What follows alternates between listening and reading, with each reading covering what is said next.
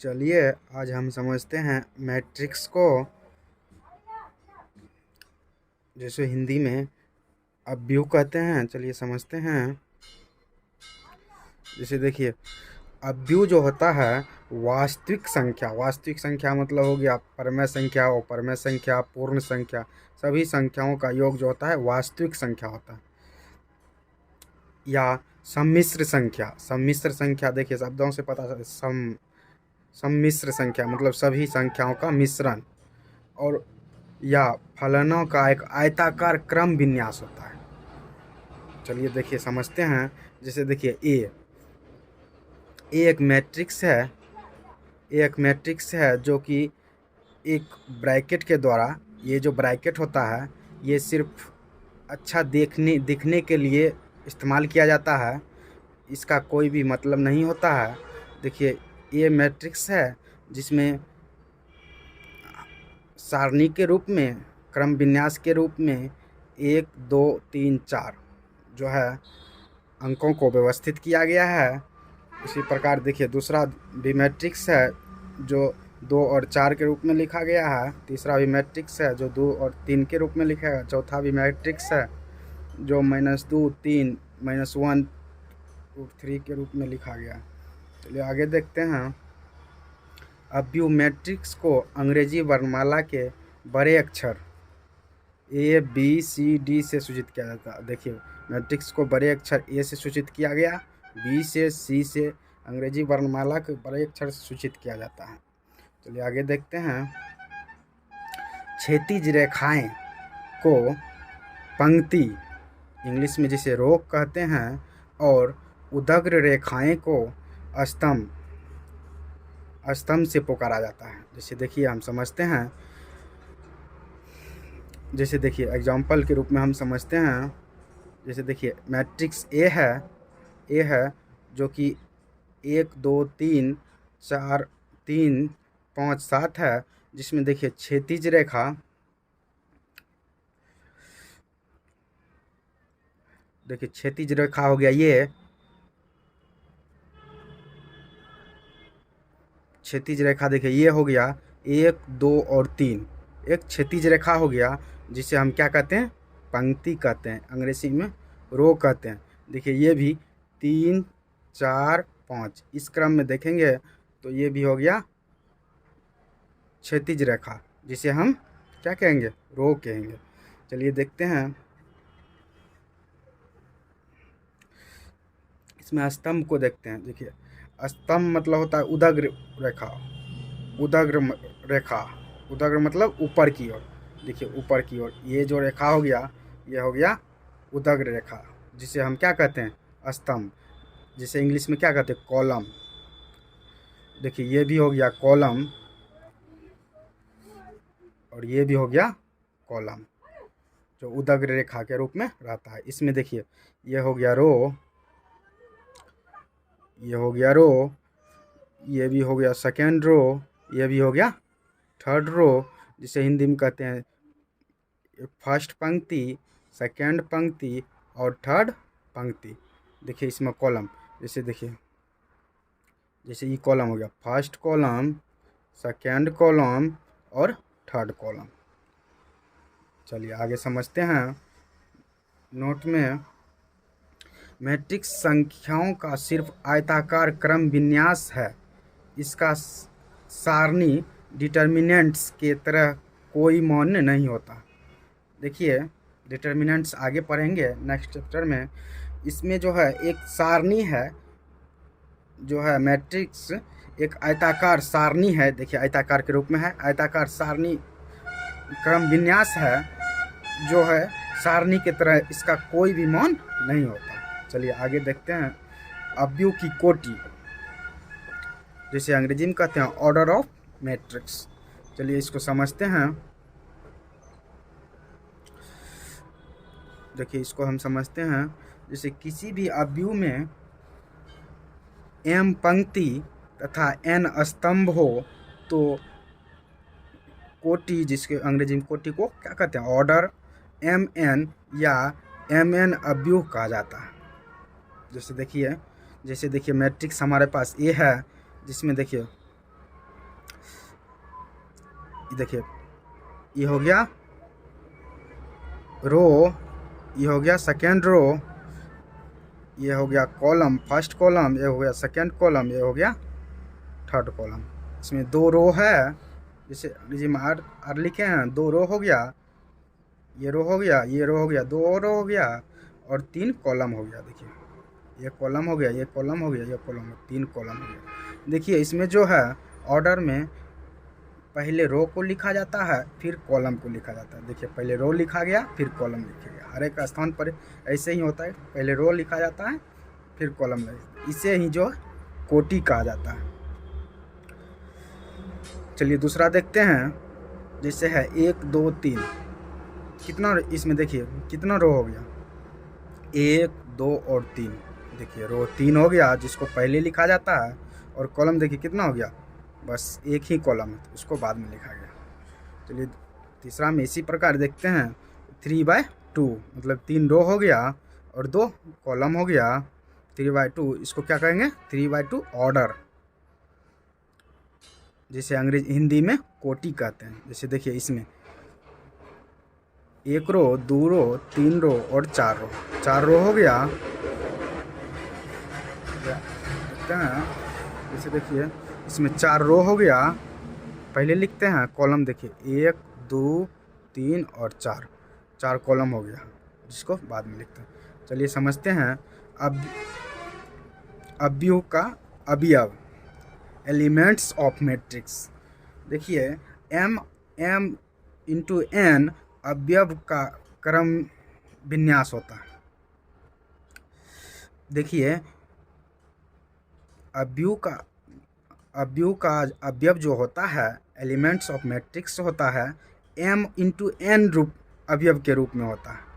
m मतलब हो गया रो, n मतलब हो गया कॉलम, मतलब रो इंटू कॉलम के रूप में रहता है। जैसे हम देखते हैं, जैसे ये हमारे पास एक मैट्रिक्स है, जैसे देखिए जिसको फर्स्ट मैट्रिक्स को A1 1 और सेकेंड जो है ये हो गया रो,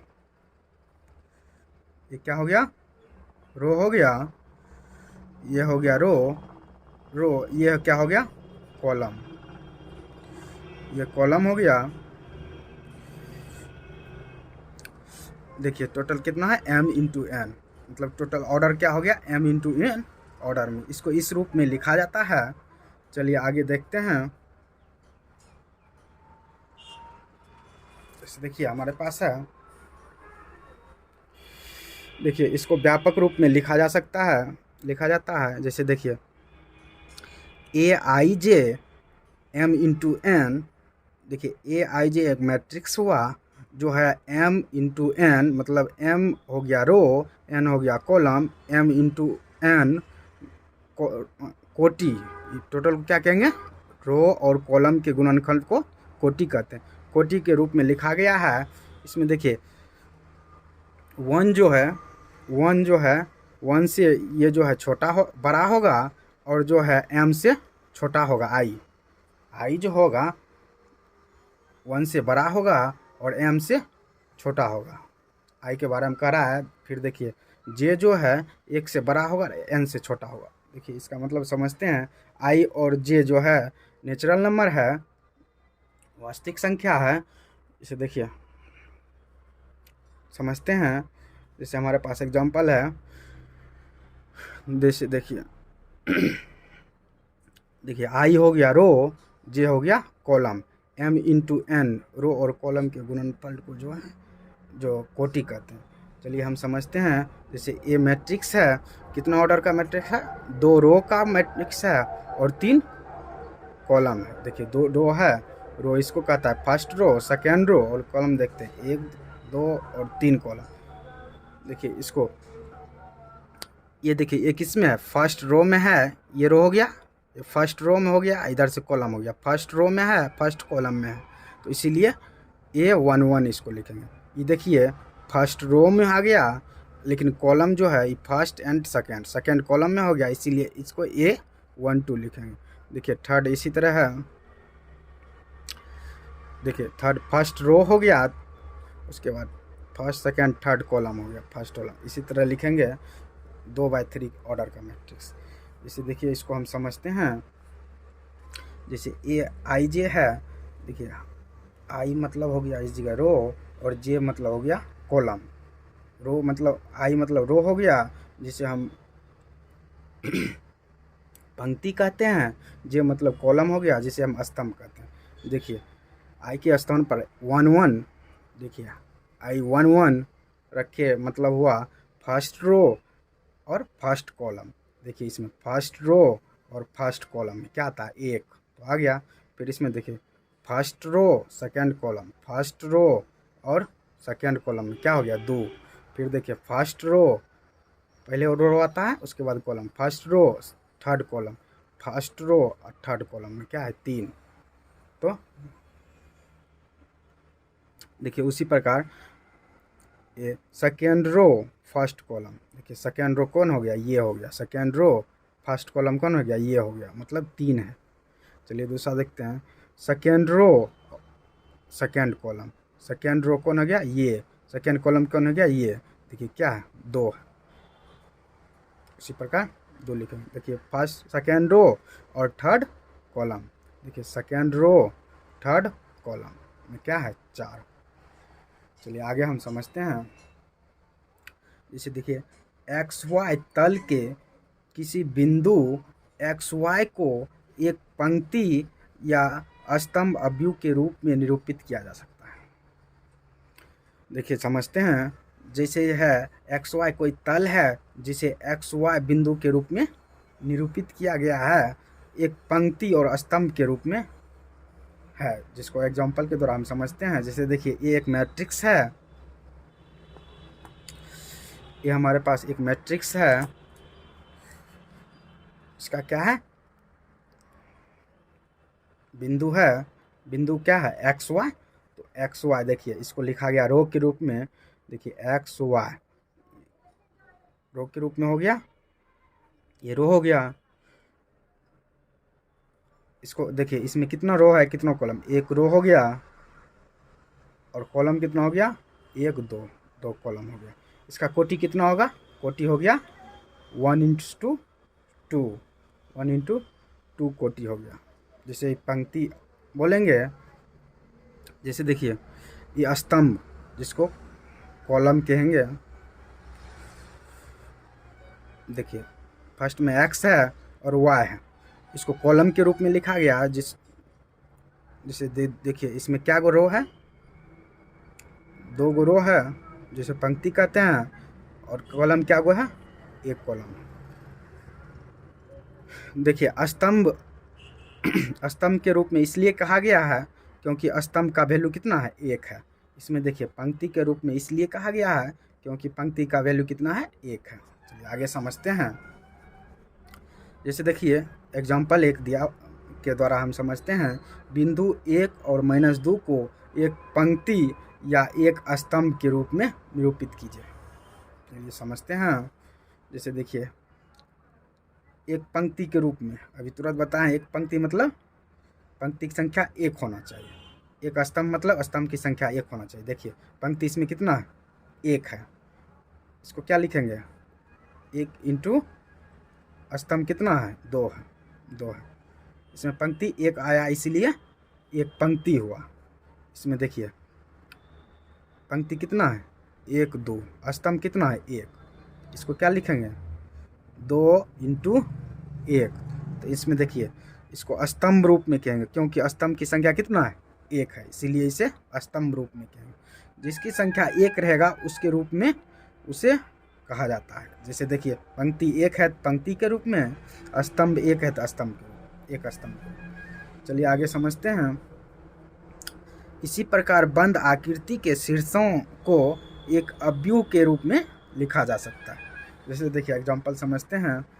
जैसे एक चतुर्भुज है हमारे पास, ABCD चतुर्भुज है, जिसके शीर्ष क्रमशः A है 1 0, B है 3 2, C है 1 3, D है -1 2 को चतुर्भुज को अवयव के रूप में निरूपित कीजिए।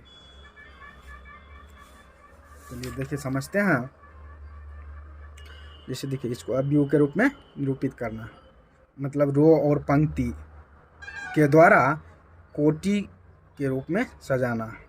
देखिए रो हो गया, जैसे एक मैट्रिक्स लिए, मान लिए x, जिसमें देखिए फर्स्ट रो, देखिए इस बिंदु को सजाए हैं।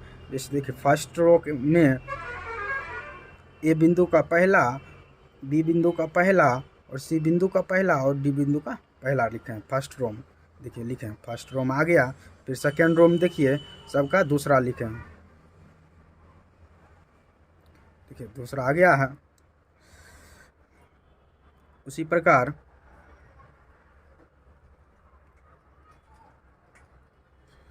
देखिए हम समझते हैं,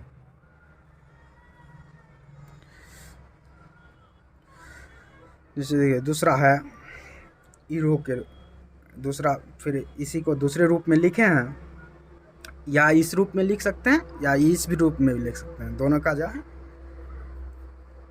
एक ही वैल्यू होगा।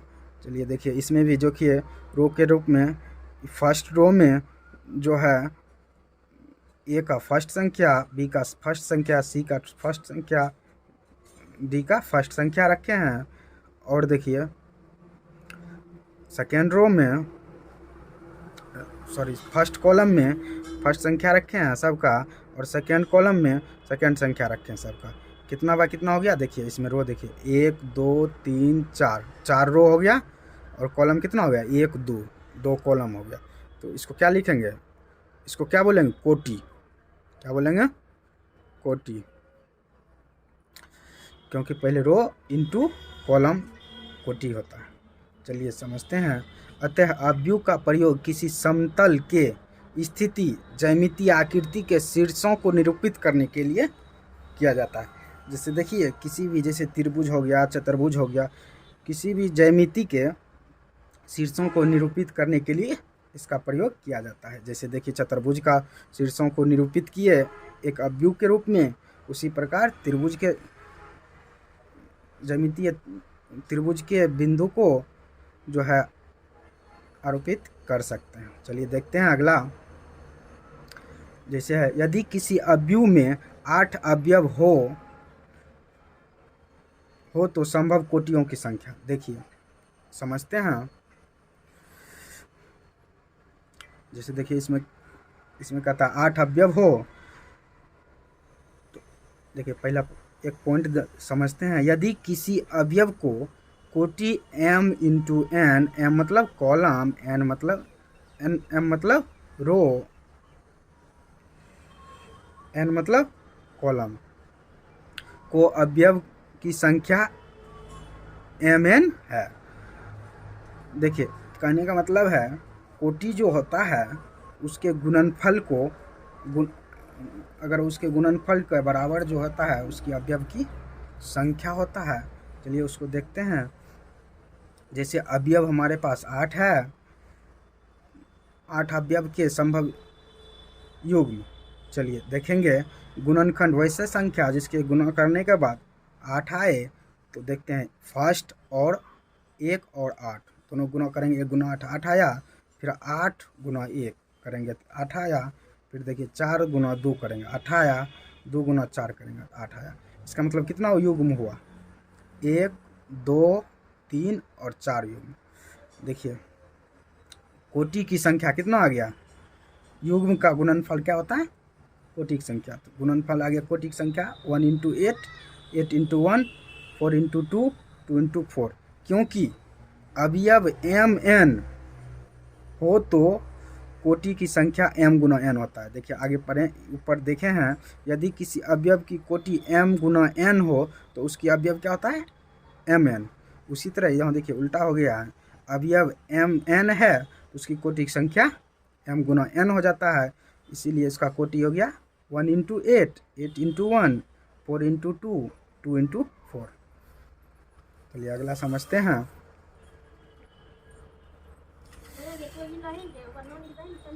जैसे देखिए अगला है, एक ऐसे 3/2 अवयव की रचना करिए जिसका अवयव आई जे मतलब ये हो गया आई रो, जे हो गया कॉलम, इक्वल टू दिया हुआ है half mod i minus 3j। चलिए देखिए इसको हम सॉल्व करते हैं, समझते हैं। जैसे देखिए दिया हुआ है 3 into 2, 3 into 2 ऑर्डर, मतलब इसको क्या बोलेंगे, कोटि। 3 into 2 का मतलब हो गया 3 पंक्ति है, जिसको अंग्रेजी में रो कहते हैं, और 2 स्तंभ है, जिसको जो है इंग्लिश में कॉलम कहते हैं। पंक्ति को आई द्वारा सूचित किया जाता है और स्तंभ को जे द्वारा सूचित किया जाता है। जैसे देखिए उसी प्रकार हम निकालते हैं। जैसे देखिए 3/2 का अगर लिखना होगा इसका फॉर्मेट, तो लिखेंगे 3 मतलब 3 रो आना चाहिए, और 2 मतलब 2 कॉलम आना चाहिए। रो देखिए 3 आया, फर्स्ट रो और फर्स्ट कॉलम क्या लिखते हैं, A11। First row second column क्या लिखते हैं, A12। और सेकेंड रो फर्स्ट कॉलम को क्या लिखते हैं, A21। First second row second column को क्या लिखते हैं, A22। फिर देखिए थर्ड रो और फर्स्ट कॉलम को क्या लिखते हैं, A31। Third row second column क्या लिखते हैं, A33। टोटल रो कितना हो गया, 1 2 3 रो हो गया, जिसको आगे लिखा जाता है। और कॉलम देखिए कितना हो गया, 1 2 कॉलम हो गया, जिसे लिखा जाता है। इसको क्या कहेंगे, 3 into 2 कोटि कहेंगे।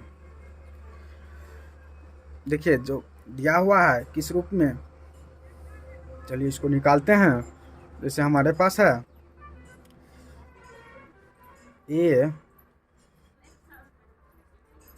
I J equal to half I minus 3J। देखिए अगर हम ए निकालेंगे, फर्स्ट रो और फर्स्ट कॉलम का वैल्यू निकालेंगे, तो हो जाएगा हाफ।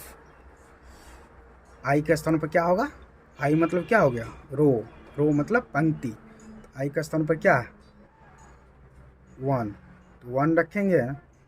और देखिए जे मतलब क्या हो गया, कॉलम मतलब स्तंभ के स्थान पर क्या, 1, इसमें भी ए रखेंगे। 3 into 1, तो मोड है, मोड मतलब होता है कि मोड के बाहर जो है, अंदर जो है निगेटिव संख्या नहीं रहता है, मोड लगने के बाद निगेटिव ख़त्म हो जाता है। तो देखिए देखते हैं, तो हाफ, इसको घटाइए, 1 - 3, 1 - 3 आएगा -2, मोड -2 आएगा। मोड लगा हुआ रहता है, मोड के बाहर आने के बाद माइनस ख़त्म हो जाता है, हाफ गुना 2, और 2 कट गया, तो क्या बचा, 1। चलिए दूसरा देखते हैं। दूसरा क्या है, फर्स्ट रो और सेकेंड कॉलम का A12, इसको निकालते हैं। हाफ मोड आई के स्थान पर क्या हुआ, 1, माइनस जे के स्थान पर क्या हुआ, 2, 3 into 2, तो क्या हो जाएगा, हाफ। देखिए 3 into 2 क्या होगा, 6, 1 - 6 -5, मोड -5। देखिए माइनस मोड के बाहर आएगा तो माइनस ख़त्म, तो हो जाएगा क्या, 5/2। फिर देखिए सेकेंड रो और फर्स्ट कॉलम को देखते हैं, क्या है, A21। इसको कैसे निकालेंगे, हाफ। देखिए आई है ना, आई का स्थान पर यहाँ क्या आया, 2, यहाँ 2 लिखेंगे, माइनस। फिर देखिए जे के स्थान पर क्या आया, 1, तो 1 लिखेंगे। 3 into 1, तो देखिए क्या आ जाएगा, हाफ आ जाएगा। फिर देखिए तो 2 में से 3 जाएगा, -1, तो मोड के बाहर आने के बाद क्या हो जाएगा, +1, वैल्यू क्या आ जाएगा, हाफ। फिर देखिए हमारे पास क्या है, second row second column A22, इसको निकालेंगे। देखिए इसका क्या है, हाफ। आई के स्थान पर क्या है, इसमें 2, माइनस जे के स्थान पर क्या है, 2, 3 into 2। देखिए इसमें क्या होगा, हाफ। मोड है तो मोड लिखेंगे, तो देखिए 3 दूना 6, 2 में से 6 जाएगा, -4, तो मोड के बाहर आएगा तो प्लस हो जाएगा, हाफ +4, तो 2 दूनी 4, इसका क्या आ जाएगा वैल्यू, 2। फिर देखिए फिर क्या निकालना है, 3 1, A 3 1। तो देखिए हाफ है, उसके बाद देखिए आई का स्थान पर क्या हो गया 3 माइनस जे का स्थान पर क्या हो गया 1 इंटू 1। देखिए हाफ हो जाएगा 3 इंटू 1, 3 में 3 जाएगा 0, तो 0 गुना होगा किसी भी संख्या में तो 0 रह जाएगा। इसी प्रकार देखिए थर्ड रो का सेकेंड कॉलम क्या है, निकालना है A 3 2, सॉरी यहाँ 2 हो जाएगा, A 3 2 तो हो जाएगा देखिए हाफ, आई का स्थान पर क्या 3 रखेंगे माइनस 3 जे के स्थान पर क्या 2, तो 2 रखेंगे, देखिए क्या आ जाएगा 3 3 दूना 6, 3 में से 6 जाएगा -3, देखिए क्या हो जाएगा हाफ मोड -3। देखिए मोड के बाहर आएगा जब प्लस 3/2 आ गया। देखिए अभी हम ए को क्या लिखेंगे, ए बराबर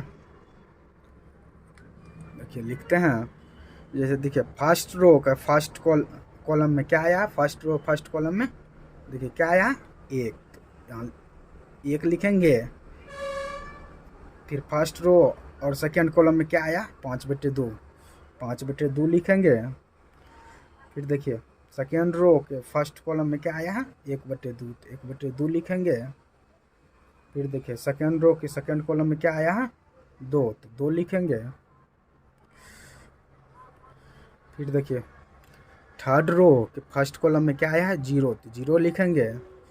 फिर देखिए थर्ड रो के सेकेंड कॉलम में क्या आया है 3/2, 3/2 लिखेंगे। चलिए आगे देखते हैं, जैसे हमारे पास है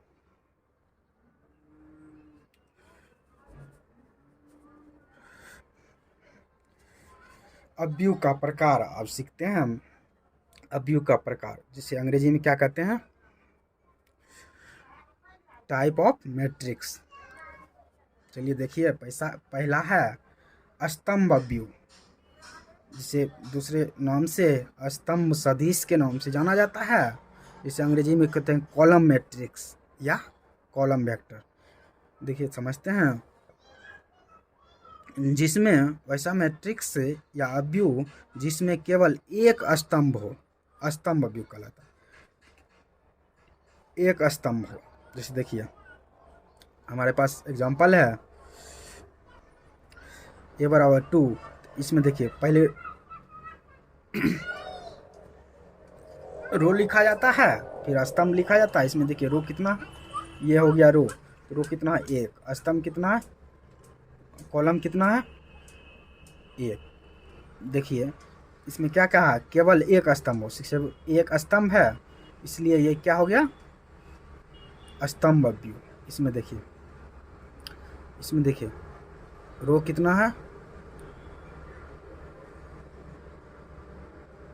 1 2, 2 रो हो गया जिसको पहले लिखा जाता है, और कॉलम जिसे हिंदी में स्तंभ कहते हैं, देखिए कितना है 1, देखिए 1 कॉलम आया, इसीलिए इसको कहा गया कॉलम मैट्रिक्स अर्थात स्तंभ अवयव। इसमें देखिए फिर कितना है, रो है first row second row third row, इसका कोटि कैसे लिखेंगे 3 हो गया। फिर देखिए इसमें कॉलम कितना है 1 है, तो 1 लिखेंगे। कॉलम देखिए इसमें 1 आया, इसका मतलब हो गया कौन सा मैट्रिक्स है, कॉलम मैट्रिक्स। अगर कॉलम की संख्या 1 आएगा तो कॉलम मैट्रिक्स, इसलिए इसी प्रकार इसको देखते हैं। जैसे देखिए रो कितना है 1 2 3 4, 4 रो है, तो पहले लिखेंगे 4, उसके बाद कॉलम देखिए कितना है 1 लिखेंगे। तो इसका कोटि क्या हो गया 4 × 1, इसको कोटि कहेंगे। इसमें देखिए कॉलम सिर्फ 1 है, इसीलिए कॉलम मैट्रिक्स इसको कहेंगे। चलिए देखते हैं, ये भी वही है। देखिए 1 2 3 4, 4 गो रो है, जिसे पंक्ति कहते हैं हिंदी में, और कॉलम देखिए क्या हुआ है एक कॉलम है, इसीलिए इसे कॉलम मैट्रिक्स बोलेंगे। चलिए आगे देखते हैं, इसको देखिए व्यापक रूप में लिखा जाता है जैसे इसके द्वारा जो है कि किसी भी ऑर्डर का मैक्सिमम ऑर्डर n ऑर्डर तक का जो है हम मैट्रिक्स निकाल सकते हैं। उसी रूप को हम समझते हैं। जैसे a बराबर होगा ए आई जे, आई हो गया रो, जे हो गया column, m into one. One मतलब क्या हो गया, कॉलम वन हो गया। हमेशा